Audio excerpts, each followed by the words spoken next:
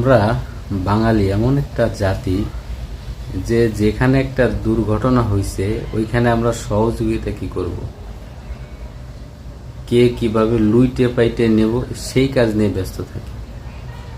তো আমরা যে বাঙালি জাতি, এই জাতিটা মানুষের কাছে এমনভাবে আমরা পরিচয়গুলো দিই যে আসলে মানুষ যেটা দেখে অভ্যস্ত না, এই জিনিসগুলো আমাদের কাছ থেকে মানুষ আশা করে না।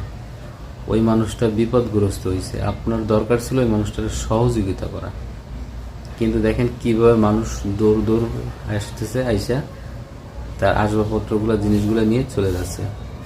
তো এটা তো আসলে একটা সভ্য সমাজের বা মানুষের কাজ হইতে পারে না।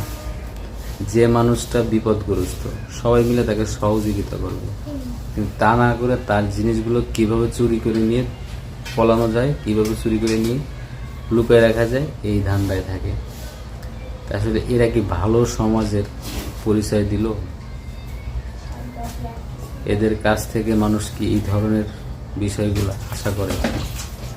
ওই লোকটার গাড়িটা কিভাবে অ্যাক্সিডেন্টটা হইলো, আপনারা সবাই মিলে তাকে সহযোগিতা করেন, হেল্প করেন এবং তার জানমাল নিরাপদে রাখেন। নিরাপদ তো দূরের কথা, ওই লোকটা বাইসে আসছে না মরে গেছে ওইটা দেখার সময় নেই, মাল পাইছি নিয়ে পলাই যাই কিনবো। এটাই হচ্ছে বাঙালি জাতি। আসলে সবাই খারাপ না, যারা ভালো মানুষ আছেন তারা 2-4 জন মিলে এই ধরনের মানুষগুলোকে সাইজ করবেন, তাদের শিক্ষা দিবেন।